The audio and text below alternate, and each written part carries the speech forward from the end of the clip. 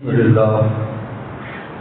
لله نحمده ونستعينه ونستغفره ونؤمن به ونتوكل عليه ونعوذ بالله من شرور أنفسنا ومن سيئات أعمالنا من يهده الله فلا مضل له ومن يضلل فلا هادي له ونشهد أن لا إله إلا الله وحده لا شريك له ونشهد أن سيدنا وسندنا وحبيبنا وشفيعنا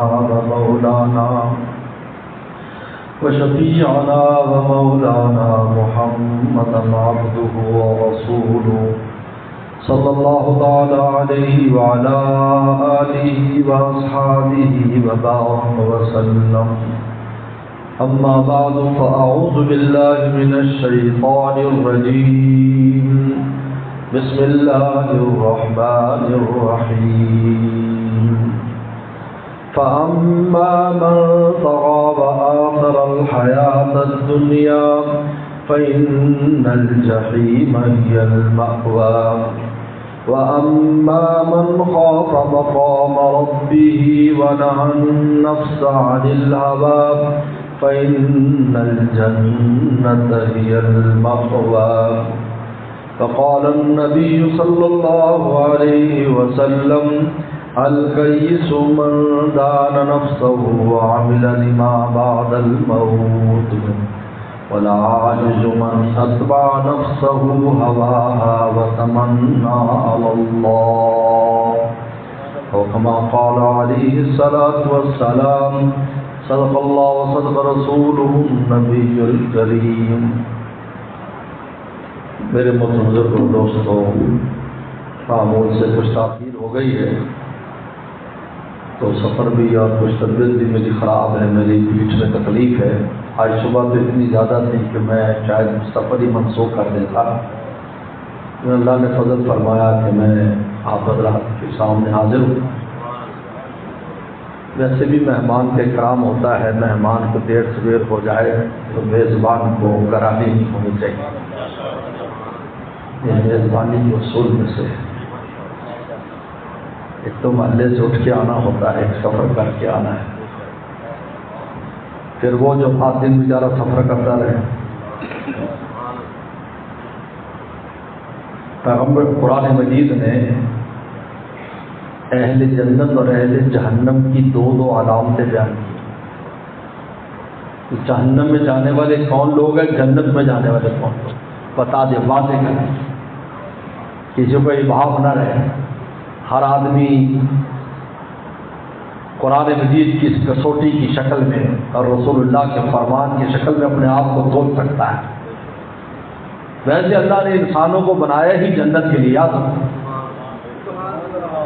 انسان جنت کے لیے پیدا کیے گئے. یاد رکھو، ان الدنیا خلقت لکم، یہ سارے انسانوں کو خطاب ہے کہ ان الدنیا خلقت لکم، اے انسان پوری دنیا تیرے لیے پیدا کی ہے. سوائے انسان کے اس دنیا کی نعمتوں سے پورا فائدہ کوئی نہیں اٹھاتا، کوئی نہیں اٹھاتا. کتنی مخلوقات ہیں. سمندر کی مخلوقات 18,000 قسم کی ہے اور خشکی کی مخلوقات اس سے بھی زیادہ ہے. پھر جنات ہیں، فرشتے ہیں جو عقل بھی رکھتے ہیں، لیکن اللہ کی نعمتوں سے پورا فائدہ انسان اٹھاتا ہے. ایسے گھر، ایسے بنگلے، ایسی کوٹھیاں، ایسی گاڑیاں، ایسی سواریاں، ایسے جہاز، یہ آپ نے جنات کے پاس دیکھے؟ دیکھی کوئی بستی ہے جنات کی بستی جی کتنی خوبصورت بنائی ہے. کھیتی باڑیاں دیکھی ان کے لیے، ان کی فروٹ منڈیاں دیکھی. پیغمبر صلی اللہ علیہ وسلم نے فرمایا کہ جب تم کھانا کھاتے ہو تمہاری جو ہڈیاں ہیں، جب یہ جنات اس ہڈی کو ہاتھ لگاتے ہیں اللہ اس پر گوشت پیدا ان کے لیے کر دیتے ہیں، وہ کھاتے ہیں. یعنی انسانوں کا بچا ہوا جنات کھاتے ہیں. ان الدنیا خلقت لکم، پوری دنیا تمہارے لیے پیدا کی گئی ہے، وانکم خلقتم للآخرہ، تم آخرت کے لیے پیدا کیے گئے۔ دنیا تمہارے لیے، سورج ہمارے لیے نکلتا ہے، ہمیں ضرورت ہے سورج کی، ہمیں وٹامن ڈی کی بھی ضرورت ہے، ہماری کھیتیوں کو بھی ضرورت ہے، ہمارے مکانوں کو بھی، ہماری ہر شے کو سورج کی بھی ضرورت ہے، چاند کی بھی ضرورت ہے، ستاروں کی ضرورت ہے، ہواؤں کی ضرورت ہے، بارش کی بھی ضرورت ہے۔ اگر بارشیں نہ ہو ہماری یہ بلڈنگیں پھٹ جائیں گرمی کی وجہ سے، یہ جو جڑی ہوئی ہے، کیونکہ ان کے اندر پانی بھی ہے، ان میں آگ بھی ہے، آگ بھی ہے پانی بھی ہے۔ آپ حضرت آگ کیسے ہے؟ ذرا دیوار پہ ہاتھ مارو، تیرا ہاتھ گرم ہو جائے گا، دیوار گرم ہو جائے گی، آگ ہے تو گرم ہو رہا ہے نا۔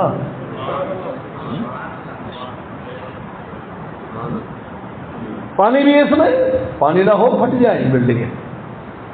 آپ نے دریاؤں کے اندر جب خشکی ہو جاتی ہے، جب آپ نے دیکھا ہوگا کہ مٹی پھٹ جاتی ہے وہاں پر۔ میں ابھی افریقہ گیا تھا پچھلے مہینے، 5 سال سے وہاں پر بارشیں ہوئی، 5 سال ہو گئے۔ میں پہلے افریقہ گیا تھا، 1 انچ زمین ایسی نہیں تھی جہاں پر سبزہ یا درخت نہ ہو، اور اب گیا تو درخت دیکھنا مشکل ہو گیا، یا درخت ہے کہاں۔ فرمایا پوری دنیا تمہارے لیے، ہم پیدا ہی جنت کے لیے ہوئے، یاد رکھو۔ یہی وجہ ہے کہ بخاری شریف کی حدیث ہے کہ جنتیں خالی رہ جائیں گی تو اللہ سے مطالبہ کرے گی جنت، اللہ میں بھری نہیں، مجھے بھریے، کیونکہ ہر آدمی کے لیے جنت پیدا کی گئی ہے۔ جب وہ جنت میں نہیں جائے گا تو اس کا حصہ خالی ہے۔ اس لیے اللہ نے ہمیں پیدا ہی جنت کے لیے کیا ہے۔ تو حدیث میں آتا ہے ینشئ خلقا، اللہ مخلوق پیدا کریں گے جس کو اس میں بسا دیں گے۔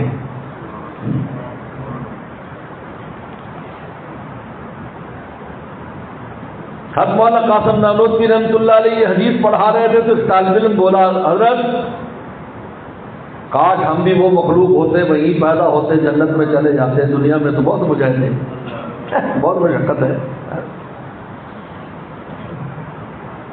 روٹی بھی کماؤ، مخلوق کو بھی منا کے رکھو، خالق کو بھی مناؤ، بڑی مشقت ہے، 2 کام۔ تو ہم نے فرمایا ان کو کیا مزہ آئے گا جنت میں؟ جنت میں مزہ تو ان کو آئے گا جو مارے کھا کے گئے ہوں گے، ان کو کیا مزہ ہے؟ بولو بھائی، امیری کا مزہ اس کو آتا ہے جس نے غریبی چکی ہو، یاد رکھو، اس کو امیری کا مزہ آتا ہے۔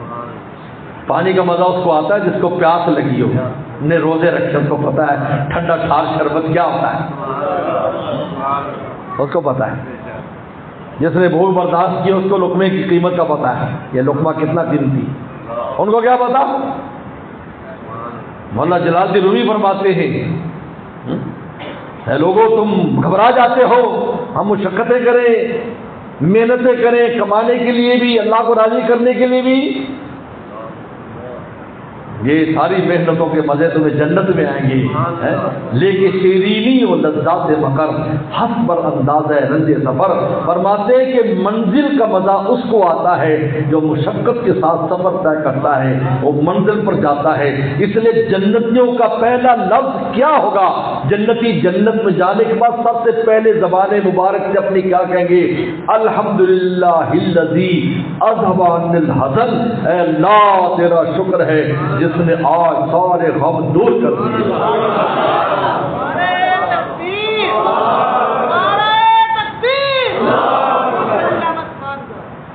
اس لیے ان مشقتوں سے گھبرایا نہ کرو، جتنی مشقت کرو گے خدا کے لیے اتنے وہاں تمہیں مزہ آنا ہے، مزے نہیں لینے تمہیں، بولو تو سمجھتے لاڑے بنے ہو گئے، تو جب لاڑا بندہ ہے تو انہوں گھٹنا مار دینے تو کتنے بیٹی تیرے وال لانے کتنی جت پائی تم، جب اس کو زور لگا دو وہ چیختا ہے، لیکن اندر اندر خوش ہوتا ہے کیونکہ کل کو اس نے لاڑا اور دلہا بننا ہے۔ اللہ نے ہمیں تو، ہمیں یہ سب جنت کی دلہے بیٹھے میرے ساتھ، یہ جنت کے دلہے ہیں، یہ نمازوں کے ذریعے تیار کیا جا رہا ہے، یہ نماز و بیان کے ذریعے تیار کیا جا رہا ہے، ان روزوں کے ذریعے تیار کیا جا رہا ہے، یہ ہمیں ہمارا حسن بنایا جا رہا ہے، حسین بنایا جا رہا ہے۔ وہ روایت دیکھ، اور تم میں سلمہ رضی اللہ عنہ کی روایت، ام سلمہ رضی اللہ عنہ نے پوچھا اللہ کے نبی صلی اللہ علیہ وسلم، ہم عورتوں کو، یہ دنیا میں ہم خواتین کو، جن کے بارے میں خود رسول اللہ نے فرمایا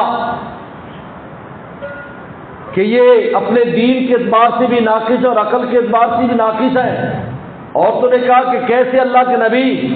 فرمایا کہ تم آدھی زندگی نماز پڑھتی ہو، آدھی زندگی نہیں پڑھ سکتی، کیونکہ جب ایام آئے ہوتے ہیں یا نفاس ہوتا ہے تم نماز نہیں پڑھ سکتی، اور تمہاری دو کی گواہی ایک مرد کے برابر ہے۔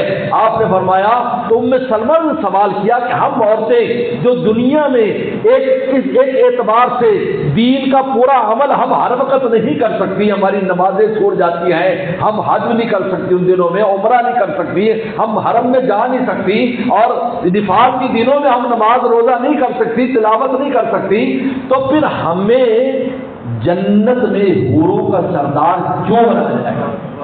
یہ سوال ہے، یہ بات سمجھ آ رہی؟ یہ سوال ہے۔ ام سلمہ رضی اللہ عنہ رسول اللہ سے سوال کیا، کیا فرمایا؟ ام سلمہ ٹھیک ہے، اللہ نے حوروں کو جس طرح جنت کی مٹی سے بنایا ہے، کیونکہ وہ جنت کی مٹی سے بنی اور جنت کی مٹی میں فنا نہیں، اس لیے وہ ہمیشہ رہیں گی، ان کی جوانی حسن ہمیشہ رہے گا، کیونکہ جنت کی کوئی چیز پہ بڑھاپا اور پرانا پن نہیں آ سکتا، وہ ہر وقت نہیں ہے، کیونکہ جنت کی مٹی سے۔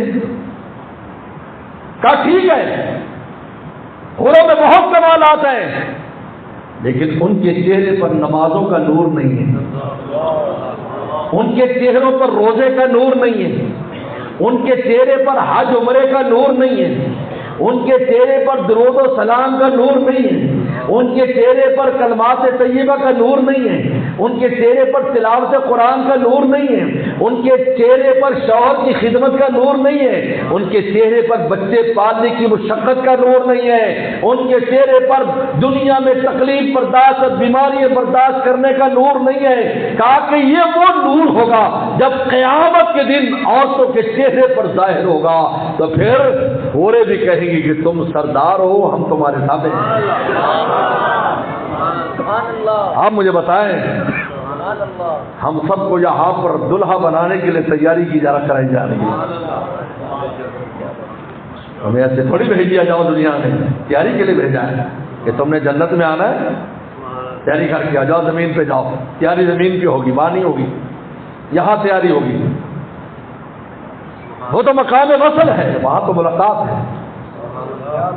تو بتاؤ، ملاقات والے دن بندہ تیاری کرتا ہے یا گھر سے تیاری کر کے آتا ہے؟ میں آیا، میں رکا ہوں، میں نے وضو کیا، تیاری کر کے میں مسجد میں آیا ہوں، اب میں یہیں اگر ممبر پر کھڑے ہو کر تیاری شروع کر دوں، آپ کہیں گے عجیب مولانا صاحب ہے، گھر سے تیاری کر کے آتے یا کسی دوست کے گھر سے آ جاتے، یہاں تو حضرت کی ملاقات کا وقت ہے، جنت میری اور آپ کی اللہ تعالیٰ سے ملاقات کا وقت ہے، حوروں کے ساتھ نکاح کا وقت ہے، جنت میں بسنے کا وقت ہے، تیاری دنیا میں بھیجا جاؤ، دنیا میں جاؤ، نماز پڑھو گے تیاری، روزہ پڑھو رکھو گے تیاری، حج عمرے کرو گے تیاری، حلال مال کماؤ گے تیاری، بیوی بچوں کو پالو گے تیاری، جب دنیا میں تیاری کرو، کیونکہ تیاری کی جگہ یہاں ہے، نماز کی جگہ یہاں ہے، روزے کی جگہ یہاں ہے، یہاں تمہیں بھوک لگے گی، جب بھوک پیاس برداشت کرو گے یہ روزہ ہوگا، اور اللہ فرمائیں گے تو نے روزہ رکھا، یہ میرے لیے رکھا، میں خود اس کا بدلہ دوں گا، اور قیامت کے دن جنت میں جانے سے پہلے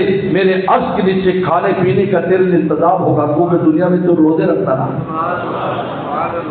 تیاری کی جگہ یہ اس نے اپنا گھر زمین پر بنایا ہے کہ دیکھو تاکہ تم جا سکو، رسول اللہ صلی اللہ علیہ وسلم کا روزہ زمین پر بنایا، جاؤ زیارت کرو جاؤ، اور آپ نے فرمایا پیغمبر سلام نے جو میرے دنیا سے جانے کے بعد میری قبر کی زیارت کرے گا، گویا کہ اس نے زندگی میں میری زیارت کر۔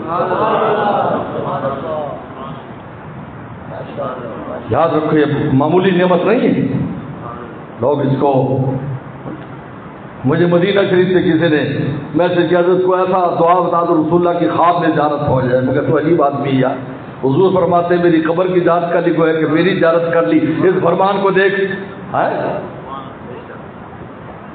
خواب میں زیارت بہت بڑی سعادت کی بات ہے، لیکن آپ نے فرمایا وجبت لو شفاعتی، جو میرے قبر پر آ گئے اس کے لیے میری شفاعت فرض ہو گئی۔ میں کہ کیا بات کرتا ہے تو، کتنی بڑی نعمت تیرے سامنے ہے، اس نعمت تیرے سامنے نعمت ہے، کیونکہ خواب میں خود انسان کی ذات بھی کبھی آڑ بن جاتی ہے، یاد رکھو، خود آڑ بن جاتی ذات۔ خواب میں وسلم کو دیکھا، پوری طرح نہیں دیکھ سکا کیونکہ آنکھیں اس قابل نہیں تھی، لیکن دنیا میں تو گناہگار ہی وہاں جاتے ہیں اور بخشوا کر آتے ہیں۔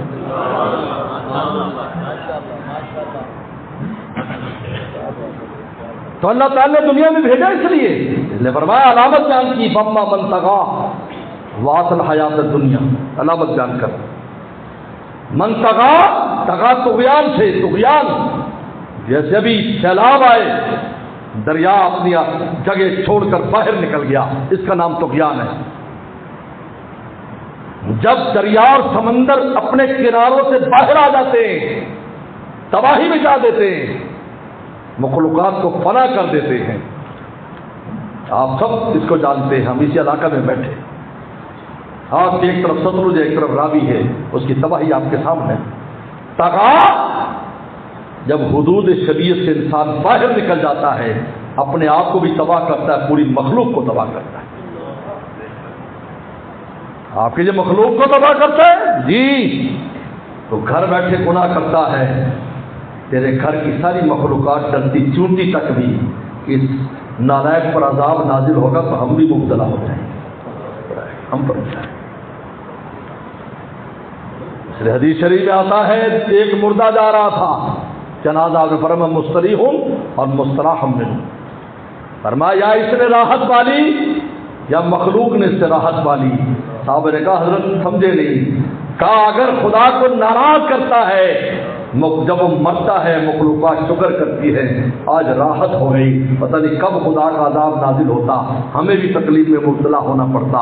اور مستراح اور مستریح، اور فرمایا یا مخلوق سے اور دنیا کے تکلیفوں سے راحت پا کر اللہ تعالی کے رحمت میں چلا گیا کرنے کے انسان۔ فَأَمَّا مَن طَغَىٰ شریعت کے حدود سے باہر نکلتا ہے، وَآثَرَ الْحَیَاةَ الدُّنْیَا دنیا کی زندگی کو ترجیح دیتا ہے، ہر کام میں دنیا، یہ دنیا دنیا دنیا دنیا دنیا، فَإِنَّ الْجَحِیمَ هِیَ الْمَأْوَىٰ اس کا ٹھکانہ جہنم ہے۔ دو چیزیں، طغیٰ شریعت کے حدود سے باہر آ گیا، حدود مقرر کی، دیکھو اس سے باہر نہیں نکلنا، تلک حدود اللہ فلا تقربوها، یہ اللہ کے حدود اس کے قریب نہ آنا، باہر نکل رہا ہے پرواہ نہیں، مرضی کر رہا ہے، اپنے نفس کو خوش کر رہا ہے، معاشرے خوش کر رہا ہے، لوگ یہ لوگ برادری لوگ برادری، ناک کٹ جائے گا ہمارا اگر ہم شریعت کے اس پر عمل کریں گے، ناک برادری، برادری تو خود تیرا ناک کاٹنے کو پھرتی ہے، کون یہ برادری والے ہیں جس کی برادریوں سے خوش ہوں اور اس کو راضی کر لیں؟ برادری نے کبھی پوچھا ہماری برادری میں غریب کون ہے، ضرورت مند کون ہے، بیمار کون ہے؟ پوچھتے نہیں ہے۔ حالات تو یہ ہیں، نہ مالدار نہ غریب، کوئی کسی خبر نہیں۔ یا رسول اللہ کیا فرما رہے ہیں؟ فرمایا علموا اولادکم الانساب، اپنی اولادوں کو نسب سکھایا کرو، بتایا کرو تمہارے کون کون رشتے دار ہیں، تاکہ وہ بڑے ہو کر ان کی حقوق کو ادا کریں۔ رسول اللہ یہ فرما رہے ہیں۔ ہم کیا کہتے ہیں، وہ تیرا کوئی چاچا ماما کوئی شاید کو نہیں، میاں تو میں یہاں تو اور کوئی ضرورت نہیں، کسی کی فکر نہ کری۔ ہم یہ نت دیتے ہیں، یہ ہم یہ بتاتے ہیں بچوں کو، پھر اسی برادری کے لیے خدا رسول کو ناراض کرتے جی برادری۔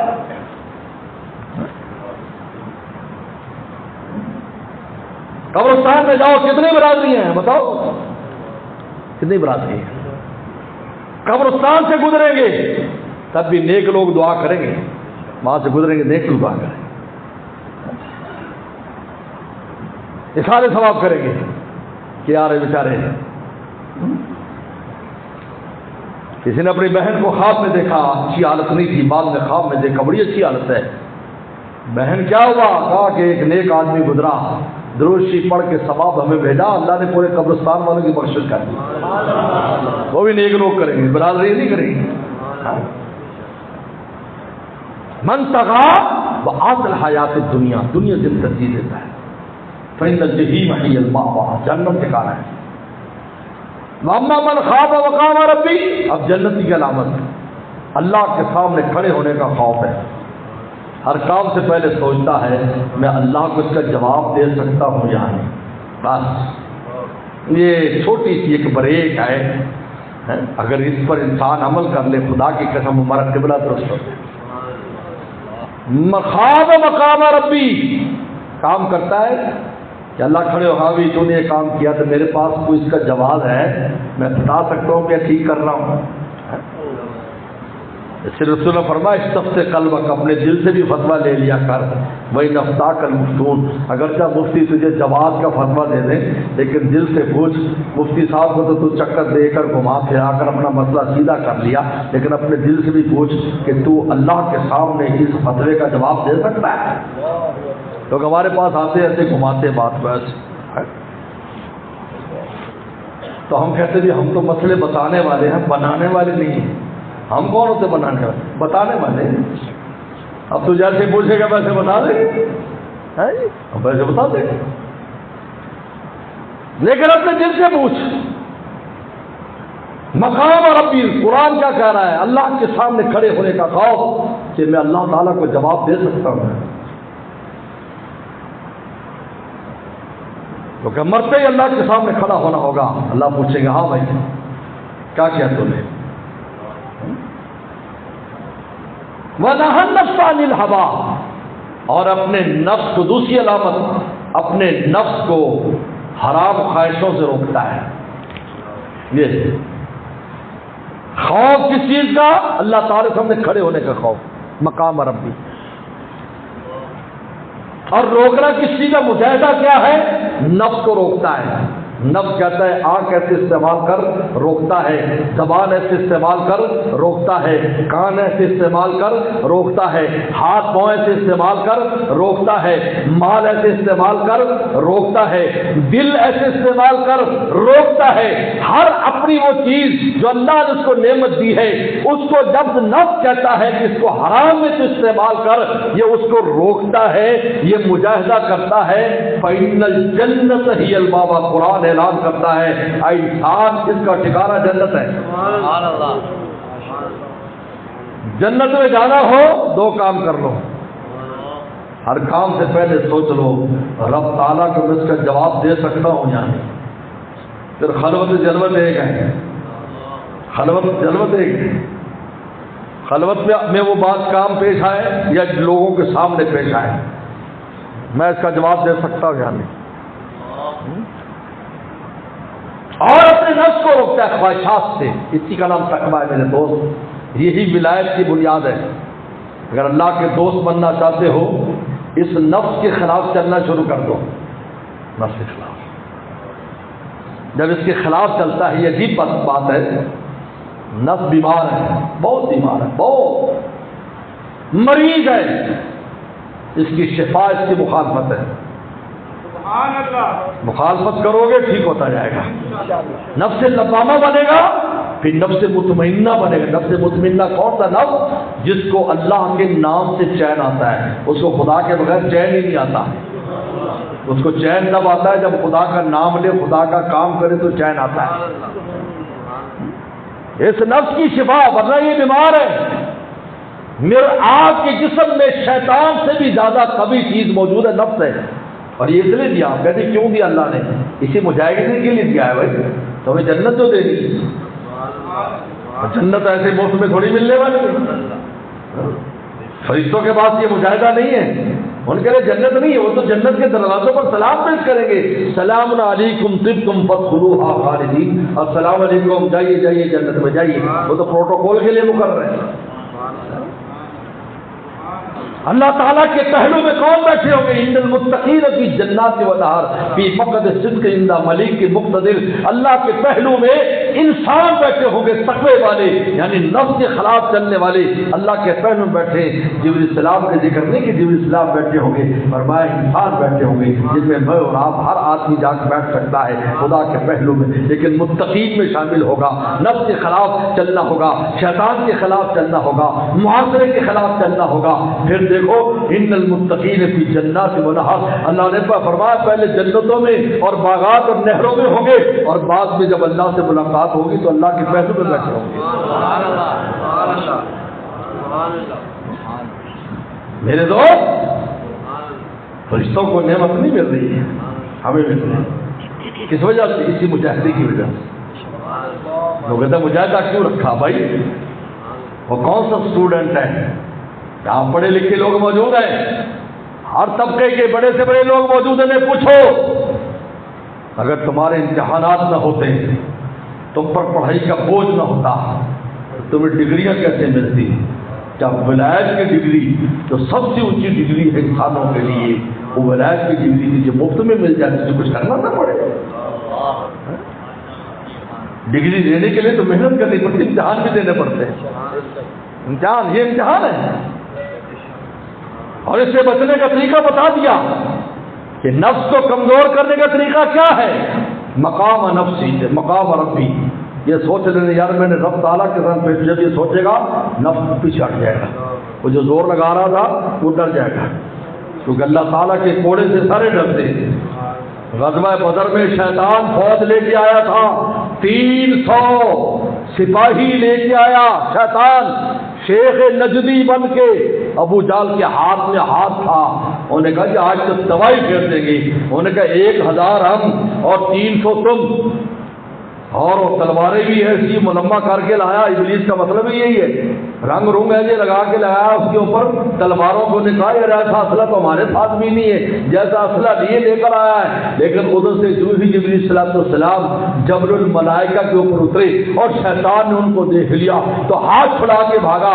ابو جہل کہا جا رہا ہے؟ تو نہیں کا وقت ہے، انی ارا ما لا ترون انی اخاف اللہ۔ انہوں نے کہا میں جو دیکھ رہا ہوں تم نہیں دیکھ رہے، آج بڑی مار پڑنے والی ہوں۔ ماں کیا بات؟